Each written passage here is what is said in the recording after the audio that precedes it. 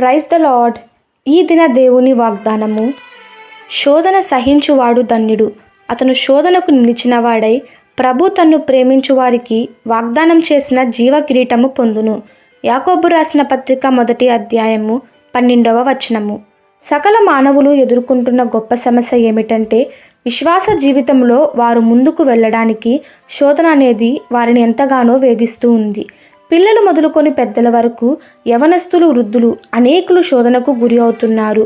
వారి జీవితంలో ఎన్నో సమస్యలు ఎదుర్కొంటుంటారు.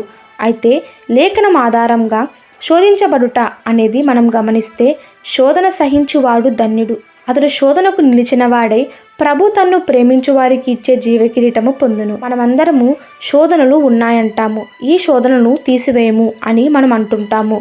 కానీ జ్ఞాపకం చేసుకోవాలి, శోధన తీసివేయడం అంటే జీవ కిరీటమును కూడా తీసివేసినట్లే కదా.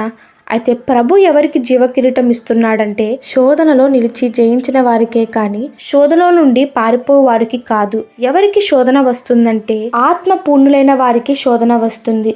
వారి ఆత్మీయ జీవితంలో పతనం అయిపోవాలని సాతానుడు వాడిని ఆత్మల నుండి పడద్రోయాలని చూస్తుంటాడు. మానవుడు దేవుడు కలిసి ఉన్నప్పుడు దేవాతి దేవుని నుండి ఆది మానవులను సాతాను శోధించి దూరం చేశాడు. వాడి ఉద్దేశం ఏమిటంటే, దేవునితో సంబంధం కలిగిన వారిని శోధన ద్వారా దేవునికే దూరం చేయాలని. అపవాది తనకు సమయం తక్కువ అని ఎరిగి బహు క్రోధముతో దిగివచ్చుచున్నాడు. ఒకటే ఉద్దేశం, దేవునితో మనకుండే సంబంధాన్ని విడగొట్టాలన్నది.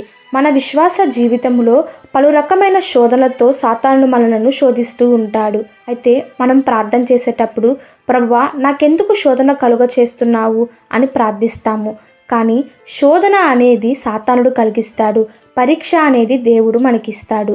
కాబట్టి మనం ఆ శోధనను జయించి దేవుడు పెట్టు పరీక్షలో విజయవంతముగా గెలిచినట్లయితే జీవ కిరీటమును మనము పొందగలుగుతాము. ఈ దిన దేవుని వాగ్దానము మనందరి జీవితంలో నెరవేరులాగున ప్రభు కృప మనకి తోడై ఉండునుగాక. ఆమెన్. God bless you.